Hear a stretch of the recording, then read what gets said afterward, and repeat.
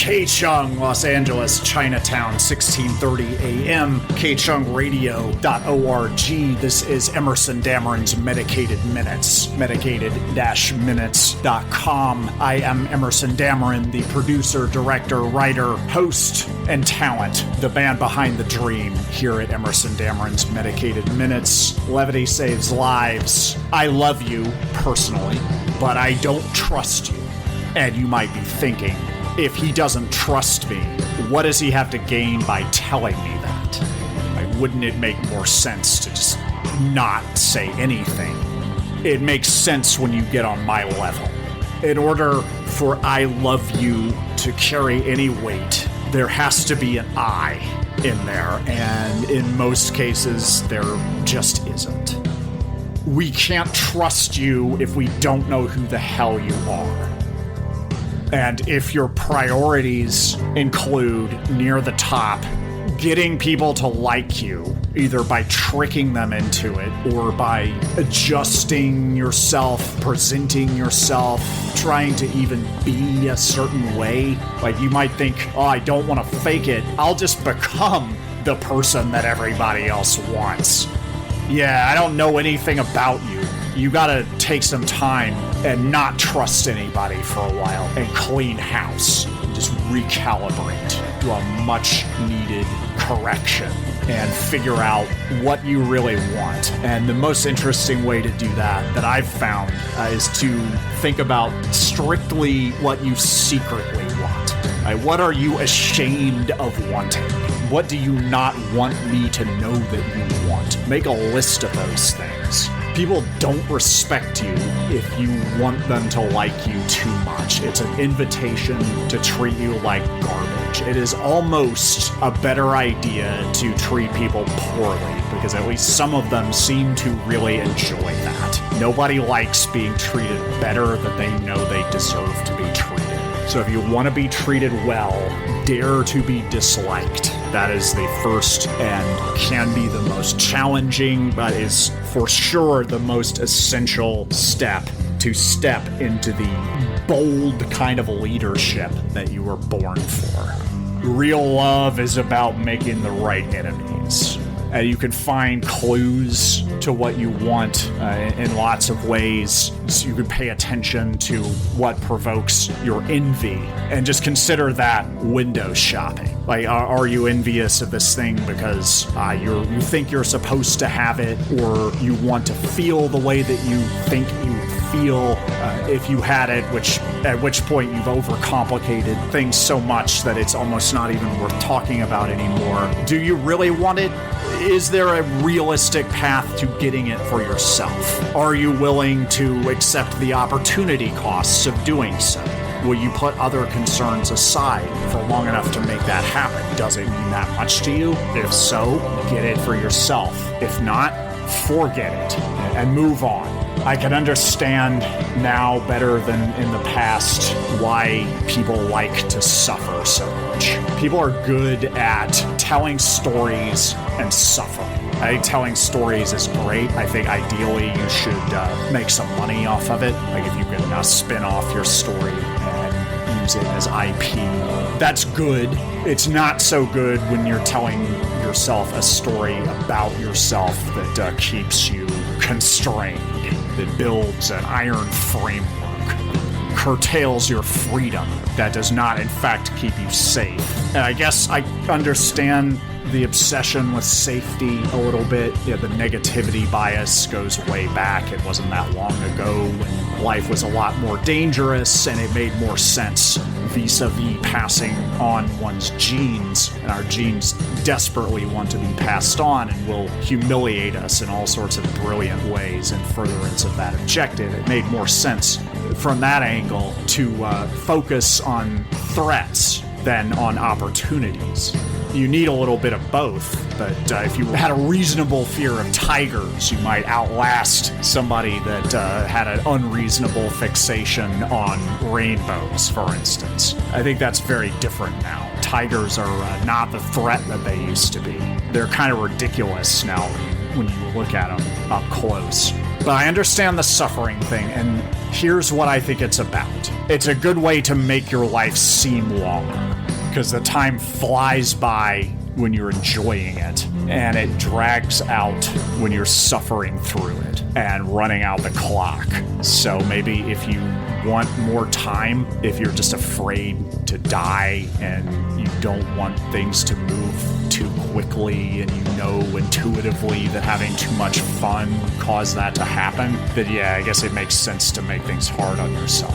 Fear of death is the beginning of all foolishness. Death is absolute.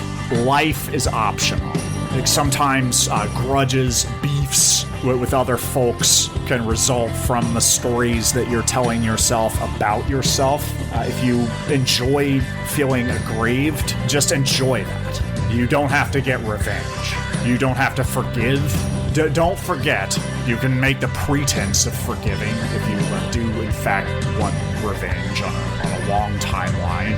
You don't want to put your enemy on notice that revenge is forthcoming or maybe in the cards. Then you want to at least fake forgive convincingly.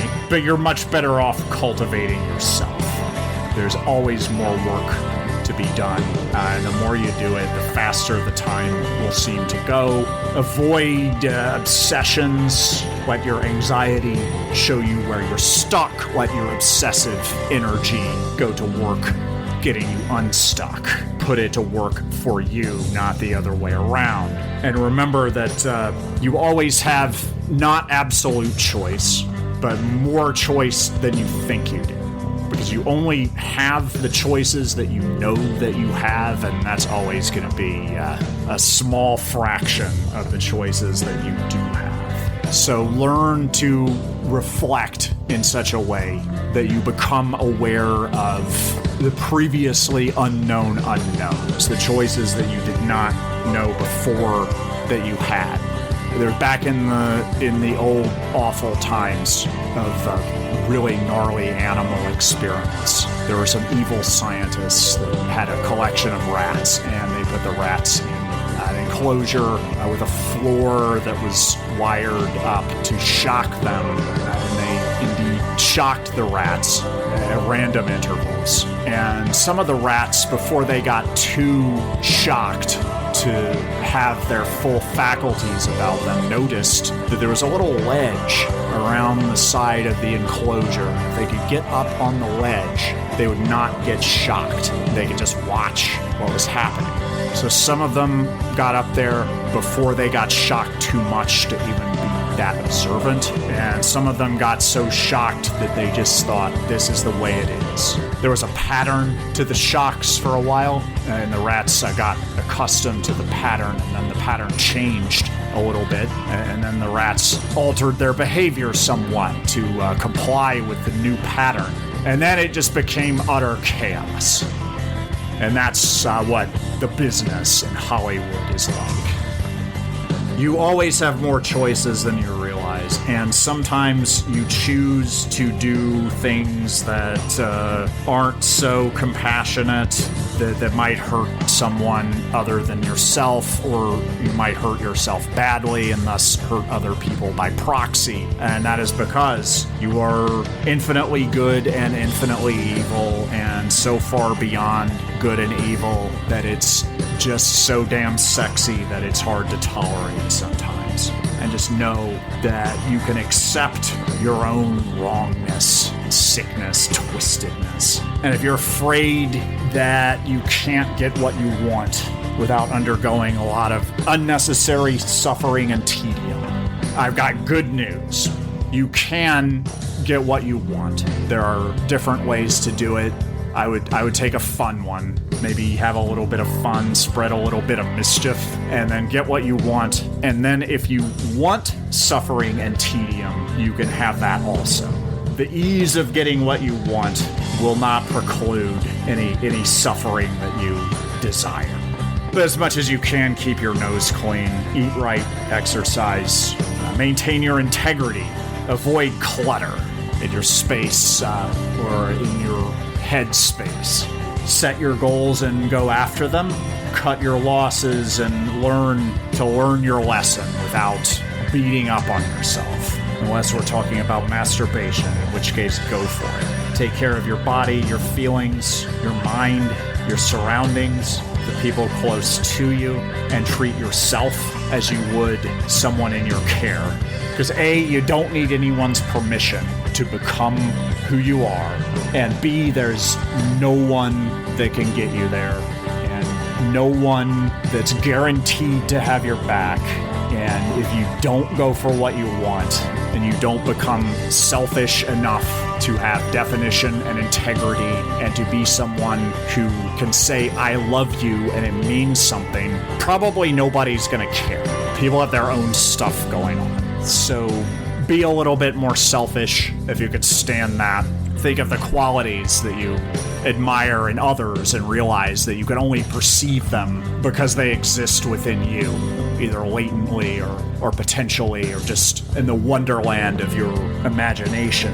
And that the same is true of the things that you hate or envy. You perceive what you are. You are arguing with and making love to versions of yourself. And that might sound lonely, but once you realize that, then you can say, I love you, and it's going to mean something. But probably the best thing you can do, for starters, is to just forget all of that and not trust me in much the same way that I do not trust you. This is Emerson Dameron's Medicated Minutes on K-Chung. Levity saves lives.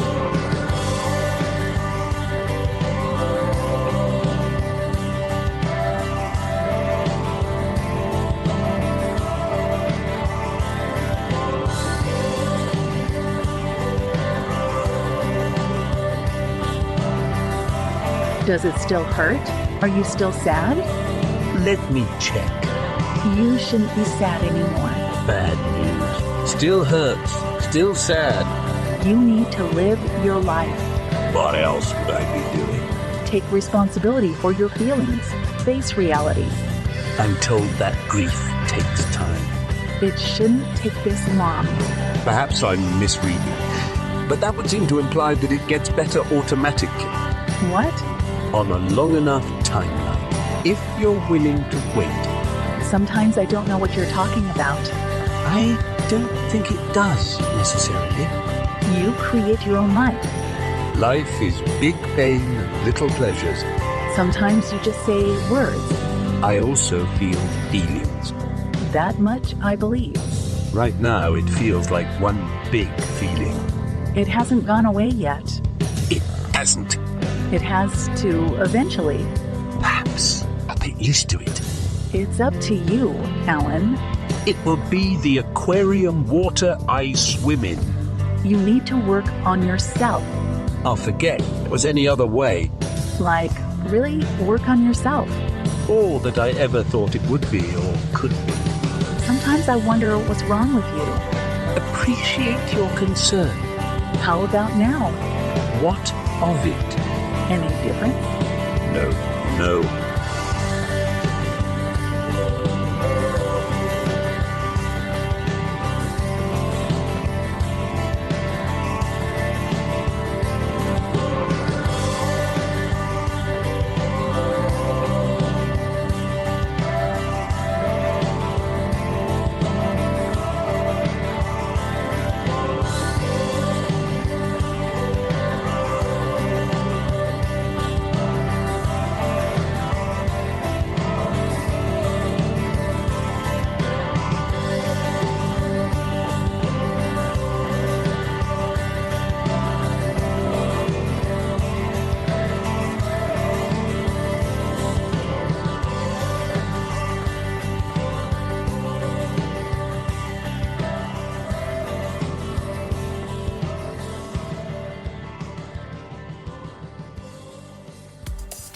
What you need to know about me is that I don't care what you think. That wasn't always the case. I used to care what everyone thought, and it was exhausting. Sometimes it was all I could think about, but then I thought about it, and I had an epiphany when I realized that people are basically pathetic animals, and they'll respect the hell out of me as soon as they know that I don't care what they think. So now, I don't care what you think. And you need to know that, and I need to know that you know that. Otherwise, I can't trust you. You see, I keep my power in relationships by always being less invested. It keeps the mystery alive for you and keeps you seeking my approval, which is cool with me because I don't care what you think. You might even forget your own thoughts and start thinking about mine instead. That's deeply pathetic, and I will lose respect for you, but I don't care because that would count as me caring what you think, which I don't.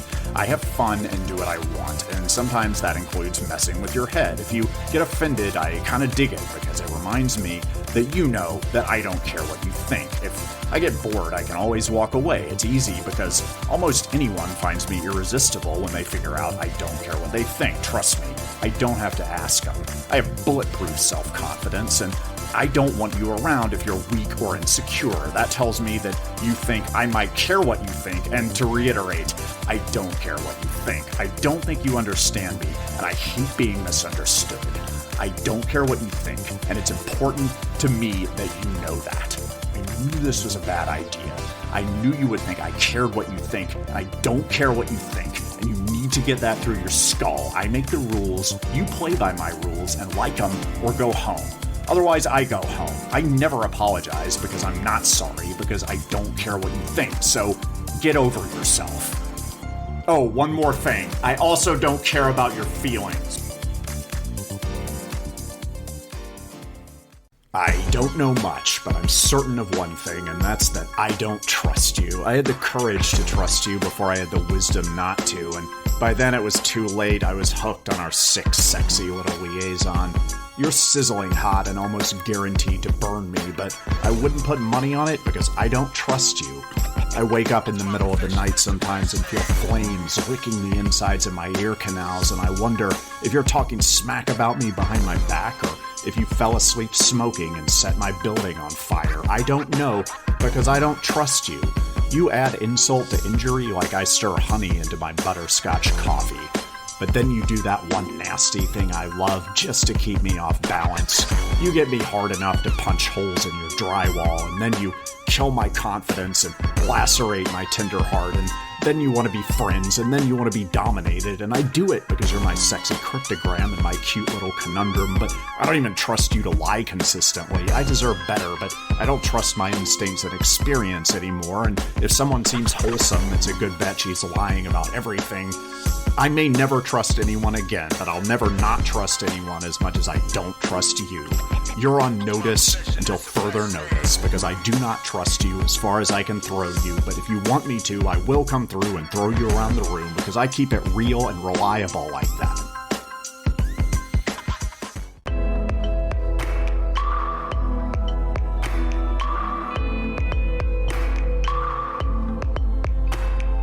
My life didn't really start to get interesting until after I lost everything. I was working as a doorman in downtown Los Angeles. I used to be a successful ad man with accounts and pharmaceuticals. Now, this was the only job I could keep after my divorce, rebound, and complete nervous breakdown. My mind and my heart wanted solitude and healing, and this seemed like a fairly low-intensity gig. There was the possibility of something dramatic happening, but it was a faint one, and the work, such as it was routine. It was mostly being friendly enough to the people that they could ignore you without feeling bad about it. This felt like what I needed. This was the sort of thing that my therapist had recommended, but I also felt in my heart a deep howling and burning in my soul, which cried out for risks, risky relationships, and revenge. The voice told me,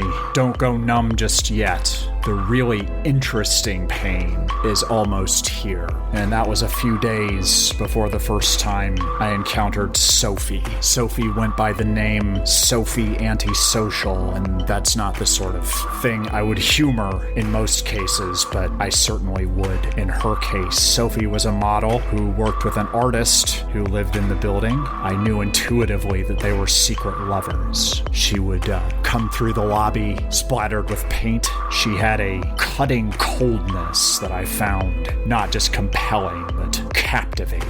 I would look forward to my encounters with Sophie, and when we talked, we hit it off immediately. I would take guesses about what was going on in her life, essentially cold reads. It turned out that she is not from Connecticut, but rather from Delaware. I guessed that she had a sadness to her that most people were not aware of, and she corrected me and claimed that she has no emotions to speak of, that she did once, and that's how she knows that she no longer does. And I guessed that that could be liberating, but also constraining. She said that was the first thing I was right about, and asked me if I wanted to get a cup of coffee sometime. Under normal circumstances, I may have found such a bold invitation from such an attractive person to be intimidating, but either because of everything that I'd seen and experienced in the preceding 4 years, or because of the shared energetic dynamic that I had with Sophie, and at risk of flattering myself, I might call it chemistry, the shared coldness that chilled me out, I was able to think for a moment and then offer her one of the 2 cups of coffee that I had on my desk. I like it room temperature. I always get 2, sometimes 3 cups of coffee, but I was happy to sacrifice one when the advantages were so significant. She seemed to admire my smoothness, which indicated that perhaps she had some residual emotions left over after all. I had assumed as much. She was in fact free of such a large part of the human experience. What would be the benefit of sharing that information? We generally share intimate details about ourselves and make ourselves vulnerable in hopes of connection. I learned quite a bit more about her. It seemed as though she had an almost self-destructive, self-immolating candor about her. She told me that she was not only a model, but also an artist in her own right, and that things had changed for her also 4 years prior when her sister had been brutally killed.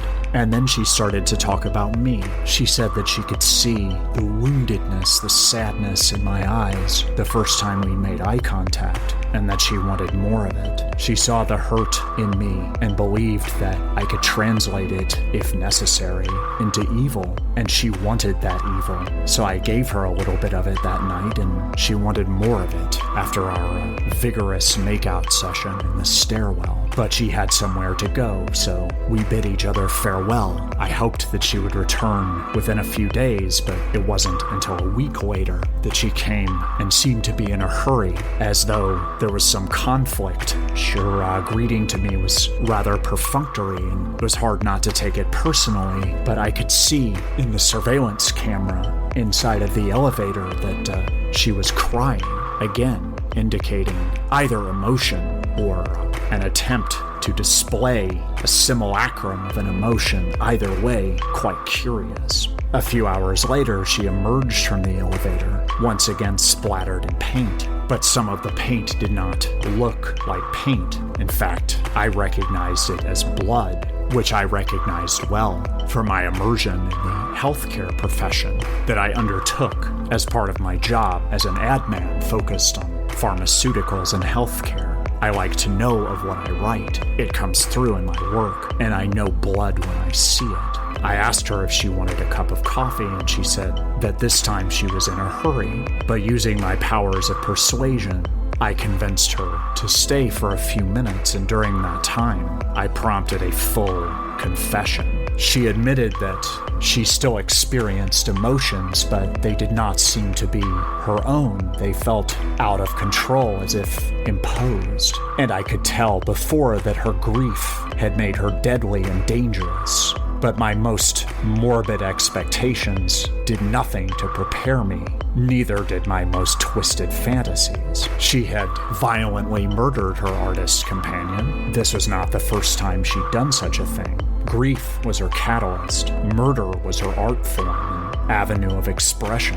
Sophie's pain had made her evil enough to rule the world, but she was lacking in all impulse control, thus precluding the possibility of assuming a position of authority. I found myself intrigued, and she asked me if I hated her now, and I could honestly say that I held her in higher esteem. When one's heart is broken, losing one's mind is the least of one's problems and perhaps the wise course of action.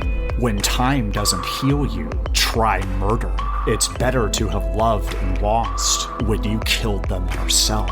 We immediately began a passionate sexual relationship.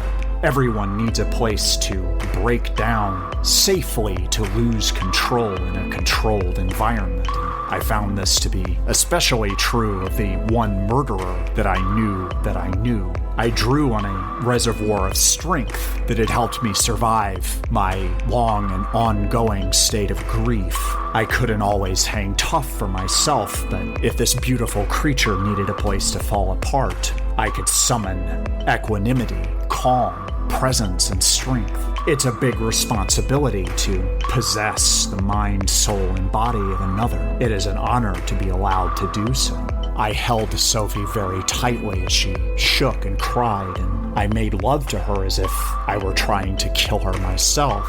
She responded very positively to this. I knew, of course, that this had made me an accomplice, and indeed, with time, I became more and more intimately involved, not just with Sophie, but with the murders that she committed, impulsively, often without forethought. She'd been on a lucky streak for a long time. Seemed as though she could do almost anything she wanted and never get in trouble, never get caught, and she behaved as though she were bulletproof, as though she believed that she would live forever. My project management skills and penchant for persuasion came in quite handy under these circumstances, until inevitably she ran afoul of one of the half-dozen mafias competing for control of our building. Strange omens began to appear. I felt as though we were being watched, and I was starting to like it. I wondered if our passion had created an invincible force field around us that protected us from being caught,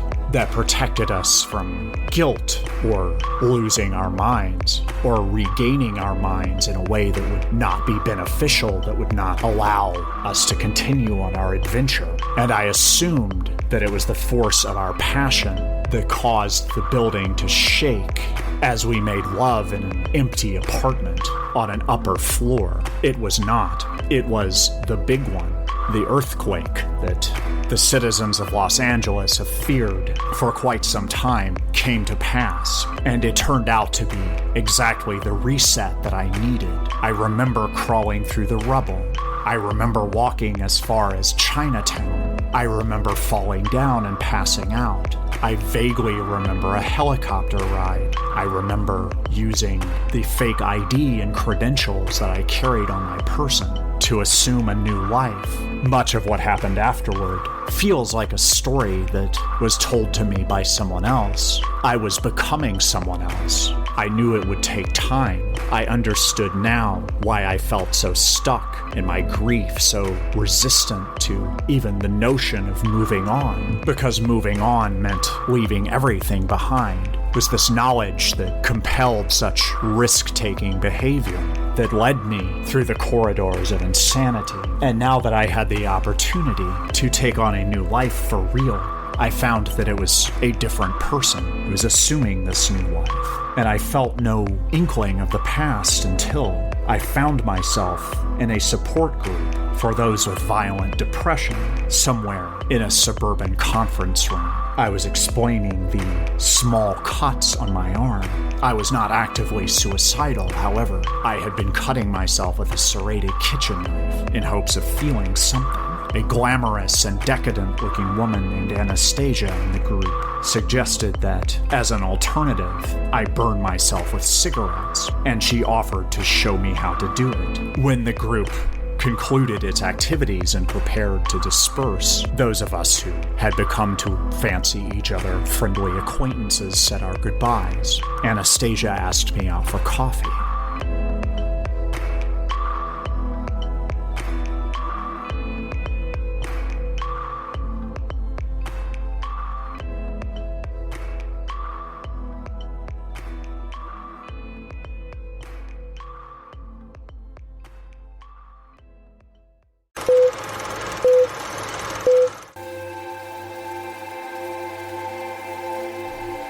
I know you want to be me, blow me, or blow me away, and you should have done it before, because now I'm the future. I love myself. You would too if you were me. Actually, that's not the right word. Love is a scam for simple minds, and I know who all the suckers are. You could say I have a type.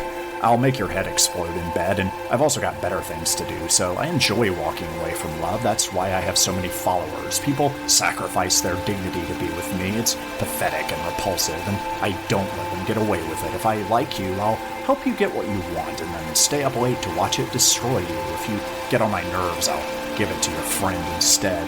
Like all 5-star lovers, I get a lot of hate, but it's never for good reasons. I do what's right for me. I have fun, and it's educational for the people who get hurt. If you're strong, I'll find your weakness. If you're weak, I'll give you the sweet gift of giving up on yourself. You're a character in a story I made up, so get ready to laugh, because this is all part of your fool's journey into the future.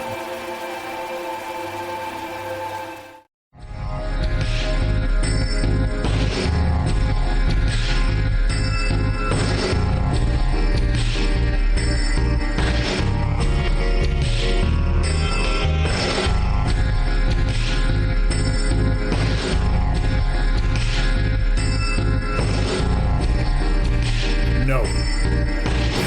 All I gotta say to you is no. I said it before. I'll say it as many times as I need to. No, no, no, no, no. I'm not gonna tell you that. I'm not gonna tell you that if you try to get it out of me that way. Because it's a secret.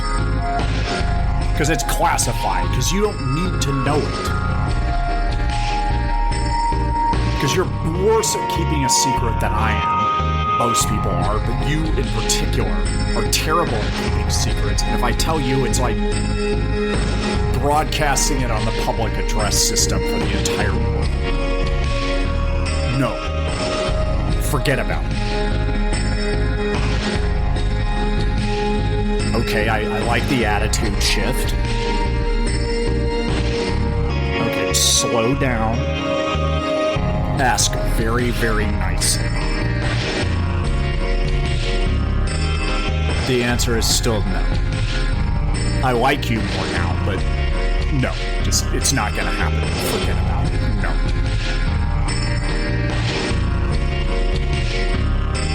You don't need to know this. This is above your pay grade. It's over your head. Your life's gonna get worse if you have this information. Even so, I'm not gonna tell you. One more time, the answer is no. Now you really want to know, don't you? It's gonna torture you if I don't tell you. Did you think I was gonna tell you eventually? Do you think I'm playing with you? Do you think I play games? Do you think that's what this is?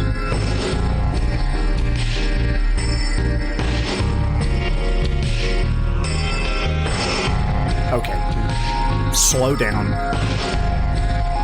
One more time.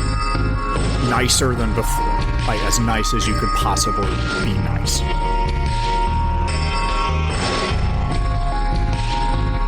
And put my name at the end. Okay, the whole thing from the beginning.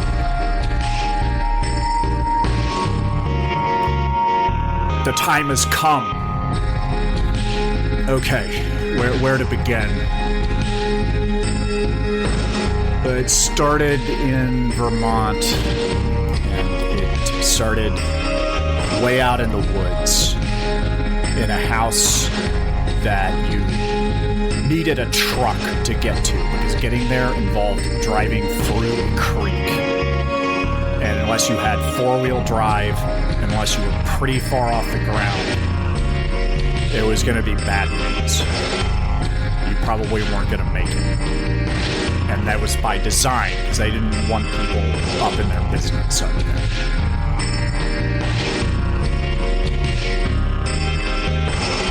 Originally, it was just fireworks, and then they branched out into some Dr. Feelgood type of business operations with the powders and pills and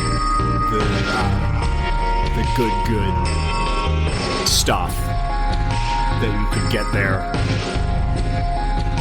They packed that inside the fireworks. So you would, if you brought back the spent fireworks and then gave them a little bit more money, they would give you back the fireworks, but there might be some party favors in there.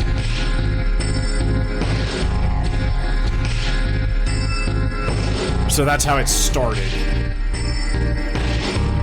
And it went on like that for many years. 9/11 didn't really affect the demand for that kind of stuff. During the recession, they started to get robbed on a pretty regular basis. And at that point, there was a whole lot of cash on the premises, and I should not have told you that. And I didn't say whether or not that's still the case. At the time, there was a lot of cash, a lot of contraband, a lot of stuff that people wanted to get their hands on, and they were getting robbed as a result of that. And so they got serious security.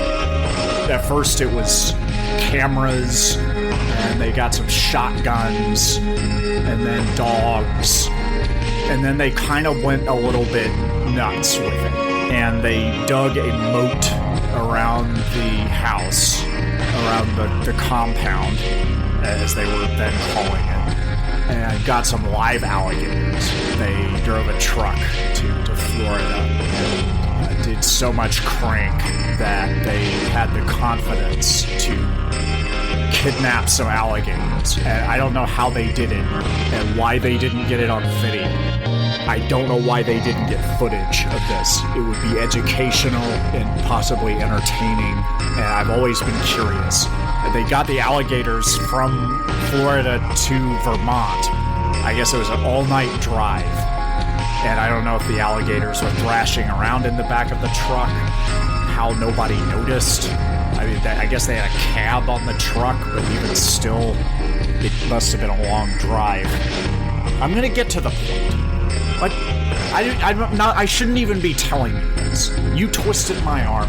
I want to give you the necessary background to understand this information. You don't understand that because you're not a big picture person. You don't understand the crucial importance of putting this kind of information in context. And I'm starting to regret the decision to tell you in the first place.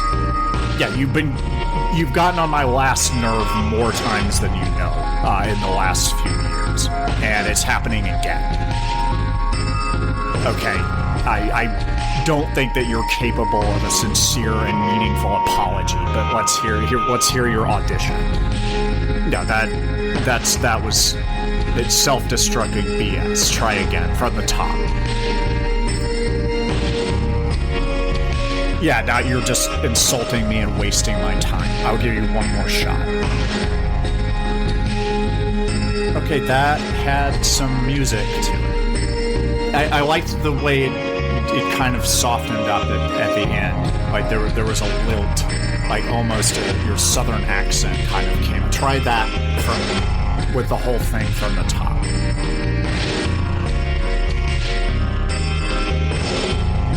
Okay, that might be the first authentic apology that I've ever heard from you. Congratulations. Seemingly authentic. Oscar-worthy, if not sincere. Or Emmy-worthy. You're more of a television kind of talent. Okay, I gotta be somewhere. I don't know if I have time to give you all the important information on this. Yeah, honestly, I feel the same way about you. I always have. As much as we keep hurting each other, I keep coming back. And there's no substitute, no one comes close.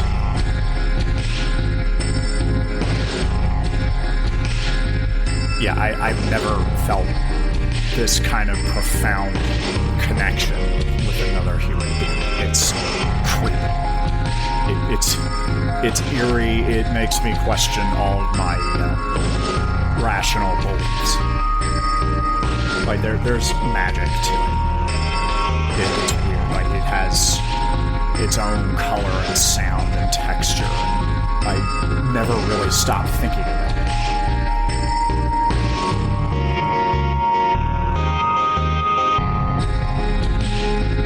Okay, yeah. David Drake is the guy who killed all those people. He kidnapped the alligators. He was in charge of the drug operation. And he also murdered at least half a dozen people confirmed, but not confirmed by his comeuppance from law enforcement. Yeah, the FBI's been circling him for years, but they don't come in for the kill until they know they've got you dead to rights. But yeah, David Drake was the guy that did it. Yeah, don't hang out with those people, and particularly not him. They're bad news. Yeah, they're very pleasant in person when you first meet them, if they're not on meth. But that's less often than it probably should be. Yeah, I think David's second cousin tried to get clean, and I think was clean for a year, and then started using again. Yeah, it's just a bad environment. Like you're not going to get clean hanging around with those people. Yeah, it's like weird hillbillies with a multi-million-dollar drug operation, and more money than God, and no grasp of reality whatsoever. Like their delusions can beat up your delusions. Don't get anywhere near that. Yeah, I didn't want to be the first to say it.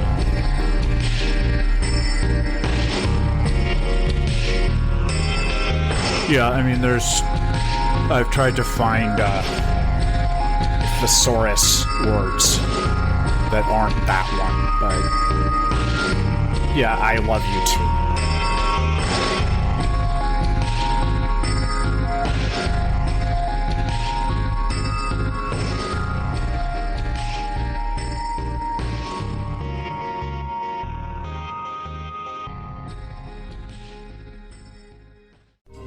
Thanks for your recent inquiry. I'm honored when anyone reaches out to me and isn't selling something. I'm not a social person. All kidding aside, I really do not like most people, and right now I don't like hanging out with a lot of the people I do like. It's hard to do perfunctory chit-chat while also grinding my teeth, an expensive and time-consuming hobby I picked up recently. I'm flattered that you want to be my friend. I'm sure you're a great person on balance. Like you, I live in Los Angeles. I know how lonely it gets and how it feels to have people I genuinely adore, whose friendship tenders an abundance of riches in the currency of thoughtfulness and respect, whose company I actually prefer to my own, who I see maybe twice a year since I moved to the other side of the 405. It's not that I don't like you. Like I said, that's neither here nor there. It's that I don't trust you, which you shouldn't take personally. It's going to be a high bar for a while, a regrettable but necessary correction. At the moment, I'm not considering new candidates, but if you want to be patient, I'm expecting some vacancies soon. Thanks again, and good luck on your search.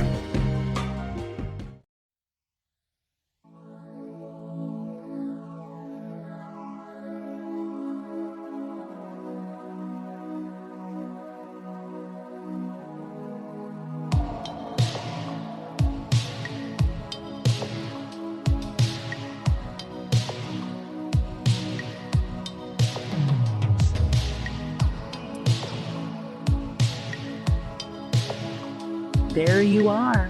Seems that way, yes. I'm hurting again, Alan. Like before? Or is it different? Like before, but bigger. And it hurts more, because it's now. I'm sorry you're hurting, Robin. I'm really scared. That must not make it easier. I mean, I don't really care. I trust in your unique ability to have it both ways, Robin. Maybe I don't care anymore. Perhaps. Maybe I just want to talk to you. What's on your mind? Wouldn't that be weird? Not really. I'm really scared now. Where are your friends? They'll be back soon. I see. I'm your stopgap friend. You're the scab. My grief feels closer to yours than anyone else's. So it's all about you? Not when you're about, Robin. I don't know what the rest of my life is going to be like after this. It's an age of discontinuity. They say the waiting is the hardest part. For me, it's the uncertainty. I need to have a plan. I need a controlled environment. I've seen what you become otherwise. It shouldn't feel like this. I've worked hard to make a great life for myself.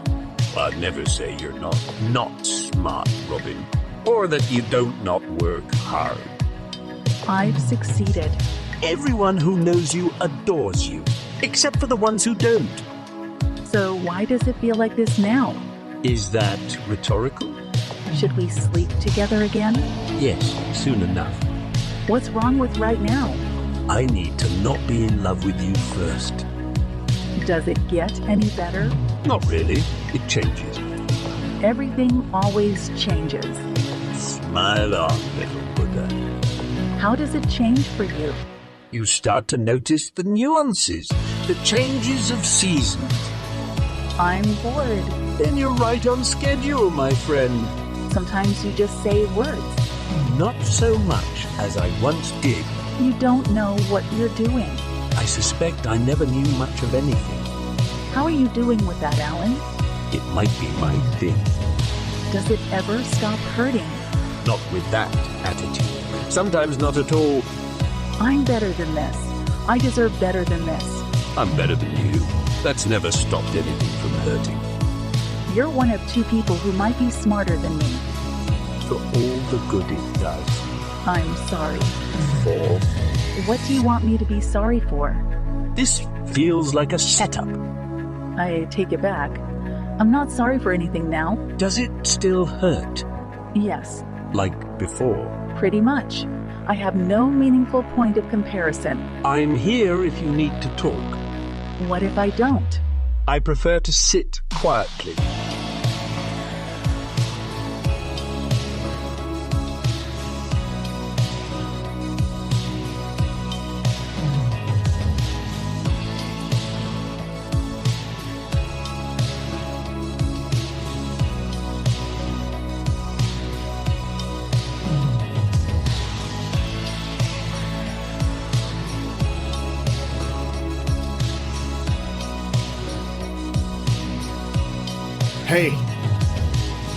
Hey, right here. So what's the deal with this place? What's the party about? Oh, normally there's nobody here. Like, I walk past and it'll be Friday night and there's nobody inside, and it makes me wonder like how they stay in business. I just always assumed it was the front for some kind of criminal organization. Like, you walk past and there's never anybody in there, and then one day you get curious and you go in and you order a drink, a ginger ale in my case, and they say they don't have it, so you order something else and they don't have that either, and you get this death stare like they don't have anything you're gonna ask for because this place is not for you and you need to leave. That's what I assumed, but it's jam-packed tonight. Is it some kind of occasion? You looked like you would know. Maybe this is just what happens everywhere you go. Like, you just bring the party. That's what this is. Had any good dreams lately? No, I'm not being facetious. Like, that happens to be an area of particular fascination for me. Yeah, I've gone through long periods of my life where I had no dream recall, and, I always kind of wondered, like, it feels like something's missing, like I could be living a fuller existence and get to know myself better and get excited about my life. And it turned out that what I needed was writing down and interpreting my dreams. Like, I tried meditation, that was pretty good, got burned out on it, tried different kinds of meditation, energized, chanting meditation, some yoga, that was all right. But what really broke me through was paying attention to my dreams. So, yes, I want to hear about your dreams, and the fact that your eyes lit up when I brought up the topic told me, yeah, I was right about this person. I'm glad I initiated this conversation.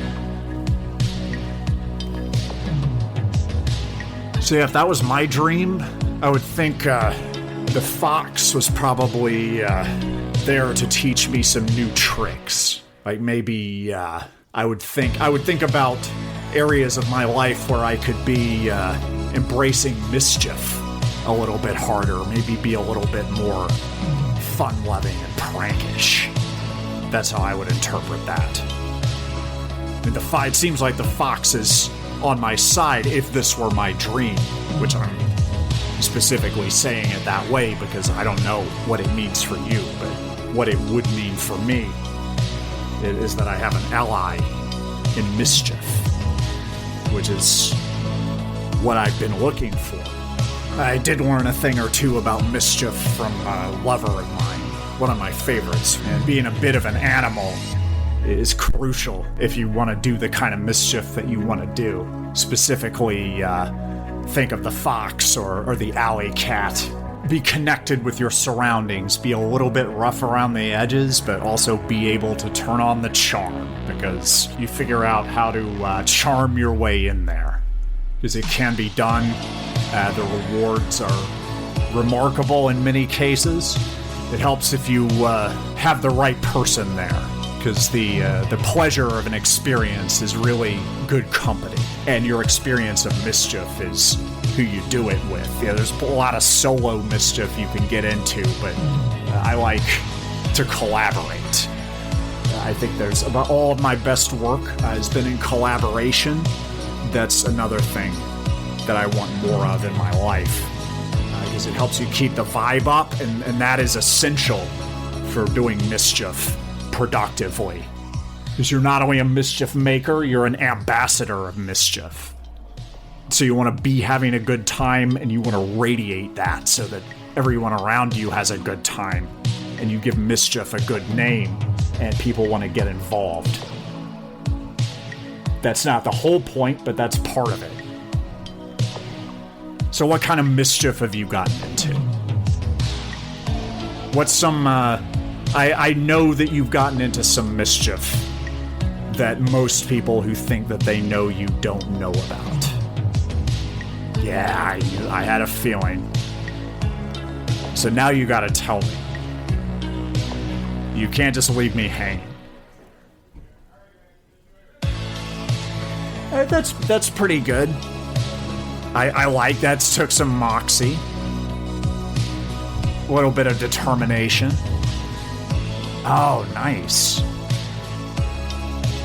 You got some nerve. See, I knew you were an interesting character. I can usually find the people that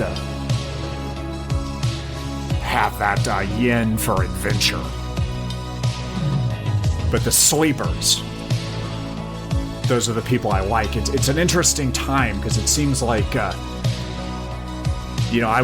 never got sleeves of tattoos or nose rings or anything like that. I always figured it was a good idea to appear somewhat conservative, or at least, middle of the road, and you could get away with more mischief that way.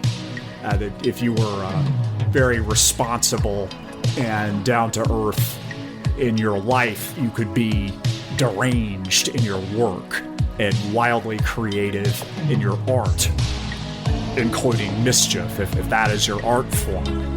But the assumption now seems to be more like, I think people have loosened up and undone enough of their shirt buttons that it used to be, if it looks like a duck and quacks like a duck, you can assume that it is a duck. But I've noticed with younger folks, there's the assumption that if it's a duck, it will look and quack like a duck. And if you don't have the sleeves of tattoos, you're not really hardcore. I'm okay with that, because I like to work in the shadows. Even still, in the days when everybody's putting everything on Instagram and TikTok and putting it all out there and trying to be interesting, I think the hanging back and being a little bit of a question mark, having some craziness that most people don't know about is a huge advantage. It's a good angle to work if you got that. You ever been to the Neon Museum? It used to be in downtown LA, now it's in Glendale. I don't know. I only know a couple of people that love neon as much as I do, but I can see you're staring at that beer light. And like, is that vintage? And I think it might be. I'm not sure, but it just looks like it's seen some things, is what I'm picking up from. I noticed that you get very intrigued and locked into things that you're interested in. My guess is that comes out in your creative practice. You have some sort of artistic practice that all of that information goes into a vision. Yeah, I had a feeling. Oh, yeah? Yeah, now it's just, I think smoothies. It's what most of LA's economy is based on now. Dog funerals. Birthday parties for dogs. Yeah, they make all the movies in other places. It's kind of sad. Everything's still pretty expensive. And now it's just in your face all day, every day. I think a lot of the loneliness that some people experience, I mean, it's a real phenomenon, and it's painful, and I feel it too. You know, it gets harder to make friends as you get older. I mean, it's more and more worth it because you got more to offer, more wisdom, more experience. But it can be logistically challenging, but I think sometimes it's just the wildly unrealistic expectations that develop when you're seeing these insane lifestyles all day, every day. And it's interesting because some people need mischief in their lives. Not everybody agrees with me about that. Some people say, don't bother people with your performance art. And it's not my intention, but some of it is provocative. And I would be lying if I said I didn't have a little bit of a mean streak. And sometimes the darker stuff that I do is catharsis, but there's also sometimes an element of like, I want you to know how this feels. And I cop to that. It's not the most honorable thing, but I think ugly art can make the world a more beautiful place. And if it doesn't always feel great in the moment to consume it, you know, anxiety shows me where I need to grow and adjust or recalibrate. No painful experience is wasted on the artist or the person devoted to personal growth. We could be collaborators. We could be on-again, off-again lovers. I'm not averse to that. You bring the party wherever you go. So I want you on my side.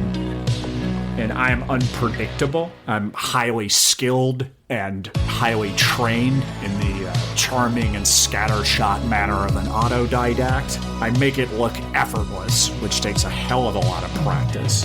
I'm not trying to be perfect anymore. Keichung, Los Angeles, Chinatown, 16:30 a.m. worldwide on the World Wide Web, keichungradio.org. You've been listening to Emerson Dameron's Medicated Minutes. Medicated-minutes.com. Music on the show tonight was from Whales, W-H-A-L-E-Z, as well as Visions of the Universe and a little bit of Omu Shell in there.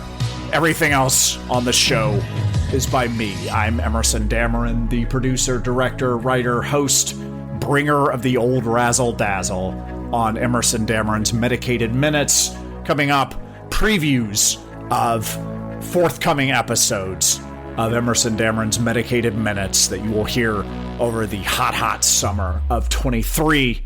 So stick around. Levity saves lives.